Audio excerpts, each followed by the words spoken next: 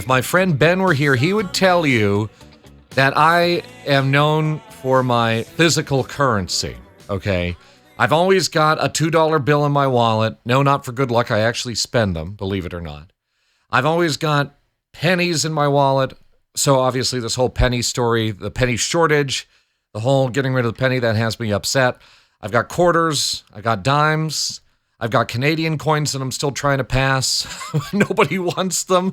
But, you know, I'm a kind of character like that. And I'm 29 years old. I'm not old at all, okay? I'm just into that kind of a thing. And it's easy and it's fast. And then, Adam, I heard that, you know, you're adding tap to pay to the binocular viewers. Please tell me that you're not getting rid of the quarters. We are not getting rid of the quarters entirely. Woohoo! There's actually, so the quarters, you know, despite being, you know, despite people not really carrying change these days, at our top sites, the quarter operated units are very successful. And the state of New York actually has a law that retailers, and we classify as a retailer in this case, must accept cash. So really? I didn't know that was a law over in New York. It is. So at certain sites, our plan for these sites in New York, for example, we're going to install the tap to pay units and then have the coin operated units nearby. In other words, it's another option. Correct, yeah. And how much is it costing to use one of these things these days, or does it vary? So it's either 25 or 50 cents. I can tell you that inflation has not been a factor for Tower Optical pricing. I think the 50-cent option was added in 1981, I believe. Wow.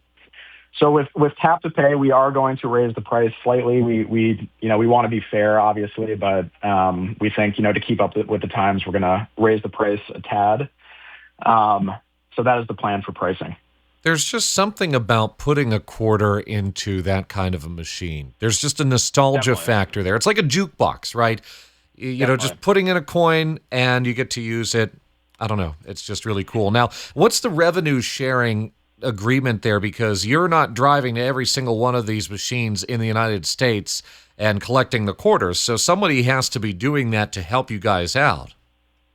Yeah, that's correct. So we have, we have an internal team that focuses mostly on the Northeast, and then outside of the Northeast and some of the sites in the Northeast, either the site itself is responsible for doing the collections, and then we share the revenue, or we have agent partners around the country that collect on our behalf and deposit the quarters and then remit payment to us, and we figure out the revenue share on the back end. Well, that's fascinating. And the places that add these, you mentioned, for example, the Empire State Building, right? Yeah. Yep. Do they buy these machines or lease them from you? So it depends. Over the last century or so, there's been a lot of different deals worked out. In Empire State Building's particular case, their viewers are actually free use. So there's just like a kind of an empty plate on the front, and then Empire State Building leases them from us. Very interesting. So in other words, it just varies depending on the location, the situation, etc. That's right. But going forward, we're really going to be leaning into the tap to pay revenue share model. I've got to wonder, Adam, and I'm speaking on Spotlight Connecticut with Adam Rice. He's one of the new owners at Tower Optical, which is based out of Norwalk. You know what we're talking about, those original binocular viewers, and they've been made here in Connecticut. Can you believe it? Because it still blows my mind. I've known about this story now for about 2 weeks or so. They've been made here in Connecticut since 1932. Can you believe that? Right here in the Nutmeg State. Adam, is there a demand for places to add these? Like, let's say, for example, at the Connecticut State Capitol, and I can't recall ever having seen one at Connecticut's State Capitol building in Hartford, but let's say that hypothetically the state wanted to add one of these at the Capitol. Are you getting a lot of requests for that these days, or has it matured? We are getting a lot of requests from all different kinds of partners. So, national parks, state parks, municipal governments and parks, hotels, film studios. Private individuals are interested if they, buying for their backyard or if they have a view of the water or the mountains, they'll install one on a deck. Art projects, we'll also do New Balance actually did a retail installation of the viewers in their stores. So it was really, it's all over the map geographically and also in terms of the use case. We have a lot of different customers that are interested in buying or leasing or doing a revenue share. And we are happy to work with anyone who, however they want to use the viewers. Are you guys making these new anymore, or do you just have a bunch of old stock that maybe you repair and you send around?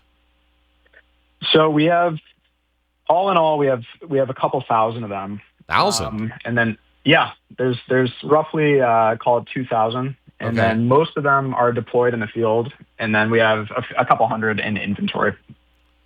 So, what happens if one of these breaks? Do they send it back to you for repair, or do you have a repairman out in the field that knows how to work these things? Yeah, so our team, Brian, who's our head of service, has been with the company for over 30 years, and he is, he's the world's expert in tower optical binocular viewers. He handles most of the maintenance in the Northeast, and then the agents that I mentioned earlier typically handle maintenance outside of the Northeast. And then we also, we recently updated our instruction manual, maintenance guidelines, created a video that we can easily share with partners. And the maintenance is really not too complicated. If you're pretty handy, you can generally fix if something goes wrong with the machine. And we do offer like a lifetime parts warranty on the internals of the machine. So we'll send out replacement parts if necessary, and then guide customers through how to fix it. I kind of want to break one of these things down and see what makes it tick. Yeah, I could send you a video. It's pretty cool. And obviously, like we for the tap to pay project, we are redesigning the internals of the machine. So that has been fun to work on. I'm Morgan Cunningham, and he is Adam Rice. Adam, real quick, if people wanted to find out more about Tower Optical online, what do they have to do? Where do they go? I would recommend going to our recently redesigned website, which is toweropticalco.com. toweropticalco.com.